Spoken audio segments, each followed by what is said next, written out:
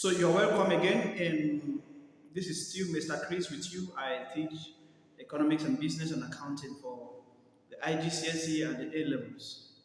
So the last time we were talking about chapter 28 of the Irish curriculum, business, and we spoke about international trade.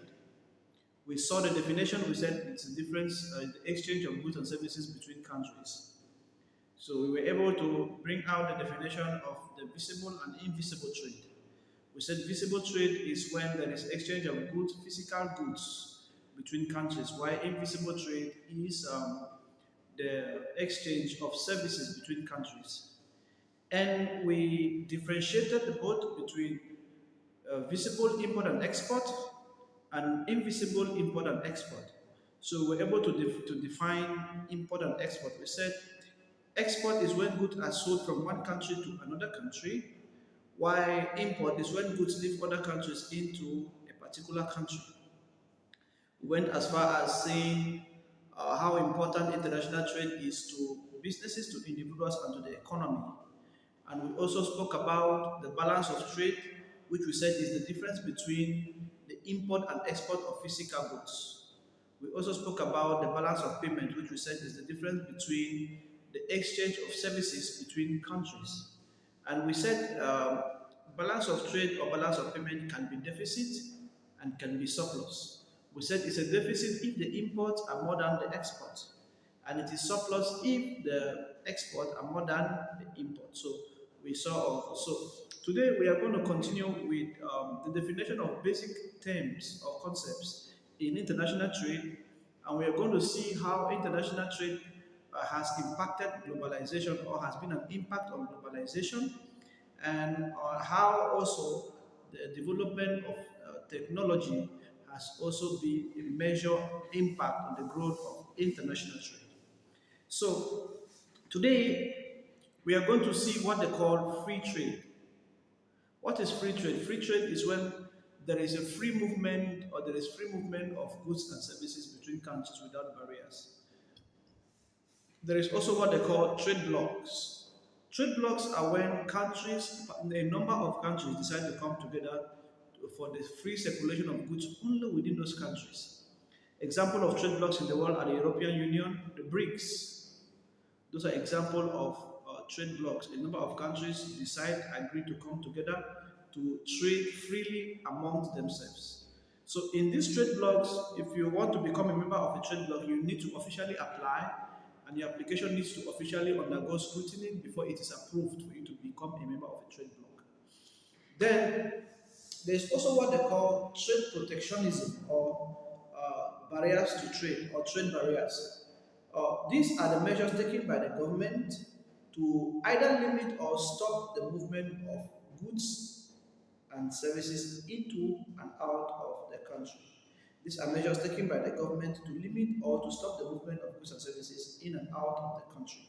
Now, in business, there are four main trade barriers. So, in an exam, they may ask you, give or explain or state four kinds of trade barriers you know, or state four kinds of trade protectionism that you know or you know. So, I'm going to explain four of them categorically so that you understand what they mean or what it means. Now, the first way the government will protect the country's border from trade, or the first way the government will protect trade in a country, is by tariffs.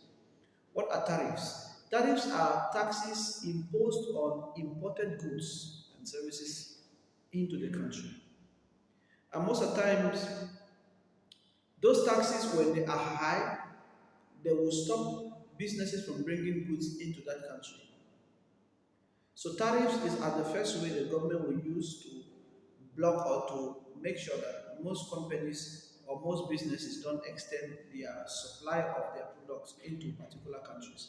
So tariffs, wherever you are, if you are asked anywhere in the world what are tariffs, just simply say these are taxes imposed or placed on imported goods and services by the government. So that's the first form of trade barriers.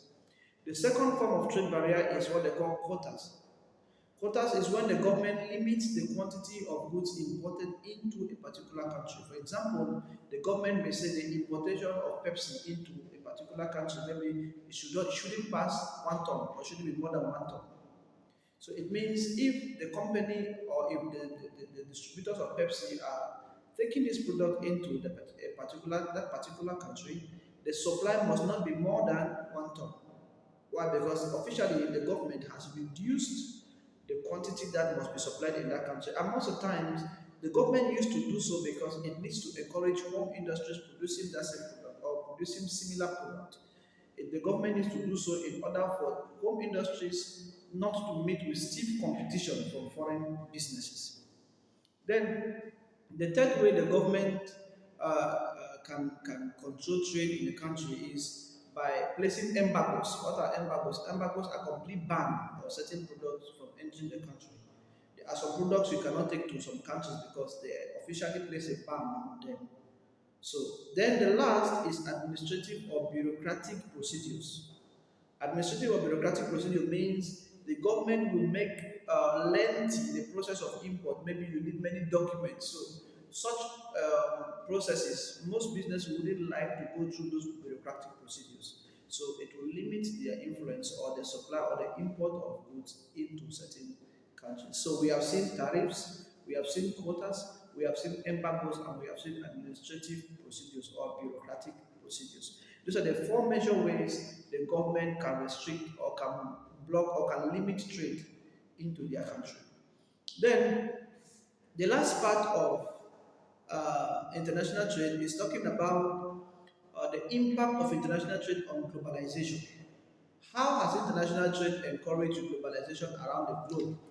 Is what we want to check out. So the first is it allows countries to participate in what they call the global economy. What is global economy? Global economy is an economy that involves every human being without restriction, without barriers. So if international trade has encouraged global economy, it means the second impact on globalization, it has also encouraged direct foreign investment in countries. Countries are able to have investment in other countries because of international trade. So that is the second impact of international trade on globalization. The third, it has also helped to strengthen bilateral relations within countries. Bilateral relations means countries are free to interact with other countries to sign trade agreement or to have to get trade agreements that makes it possible for the free movement of goods and services between them.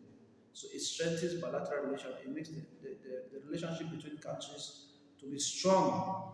Then it has also contributed to economic growth of countries. What is economic growth? Economic growth is the sustained increase in countries' productive capacities. So, because of international trade, it has increased the capacity of countries' potentials or countries' productive capacity, which is a very, very strategic impact because of international trade. Then it has also strengthened the collaboration that exists between nations. Of course, I've said that before. So, the first, it has encouraged economic growth, it has facilitated bilateral relation, it has contributed to global economy, and it has led to economic growth of countries. So that is the impact of international trade on globalization. Then, how has uh, communication, IT, contributed to international trade? How has it made international trade successful? Number one, it has made or it has facilitated the transaction between countries to be made easier.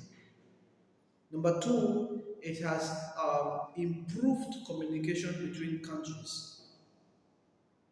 Telecommunication has improved communication between countries. It has made international trade very easy. It has improved the supply chain efficiency between countries. That's the third. Then it has also made trading very easier because most customers or most countries can get their products online without necessarily going to the country where these goods are produced. Then it has also improved, it has simplified, it has narrowed the time, the duration of trades between countries. So this is where we end with international trade. That's chapter 28 of the Irish curriculum. If you are following me, you can check on the YouTube. You will get other lessons. But after this lesson, we are going to take marketing. So if you are a constant follower of our lessons, then you will get lessons on marketing. You are going to see what is marketing and you're going to see how it works. So you keep following us. We are happy to reach you. And if you're an IGCSE student or advanced level student ready for economics, business, and accounting, you can also get to us. We can assist you. Thank you very much for joining us.